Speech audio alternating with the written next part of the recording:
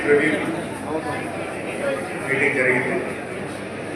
ప్రధానంగా ఉన్నటువంటి సమస్యలన్నీ కూడా డిస్కస్ చేయడం జరిగింది.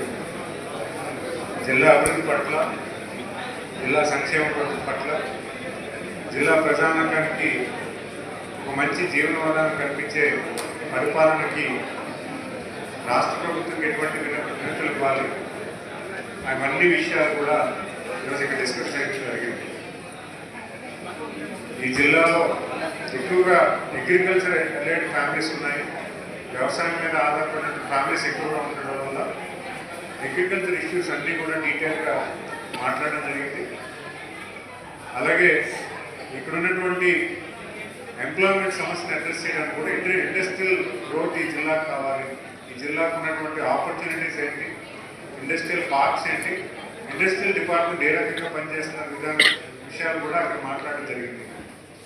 మరి అంతేకాకుండా రీసెంట్గా వచ్చినటువంటి వర్షాల వల్ల శానిటేషన్ ఇంప్రూవ్ చేయడానికి ఏ రకంగా చర్యలు తీసుకుంటున్నారు, హెల్త్ ఎలాగా చెక్ చేసుకుంటున్నారు, దీర్ఘకాలిక సమస్యలు ఏవైతే ఉన్నాయో వాటిని కూడా పరిష్కారం ఏ రకంగా మీరు ముందుకు వెళ్తున్నారు, అలాగే రెగ్యులర్గా ఉన్నటువంటి పంచాయతీరాజ్ అడ్మినిస్ట్రేషన్ అవ్వచ్చు, డుమా అవ్వచ్చు, అలాగే డిఆర్డీ అవ్వచ్చు, ఇవన్నీ కూడా డిస్కషన్ పెట్టుకున్నాం. సో కానీ ఇక్కడ ఉన్నటువంటి విషయాలన్నీ కూడా ఏవైతే ప్రతిపాదనలు ఉన్నాయో అవన్నీ కూడా రాష్ట్ర ప్రభుత్వానికి తీసుకెళ్ళి సకాలంలో శాంక్షన్ చేయించడం అవ్వచ్చు, లేకపోతే అడ్మినిస్ట్రేషన్ డిస్ట్రిక్ట్ అడ్మినిస్ట్రేషన్ తీసుకోవాల్సిన నిర్ణయాలు అవ్వచ్చు, ఇవన్నీ కూడా ఈ మీటింగ్లో డిస్కస్ చేసి పొందుపరచడం జరిగింది.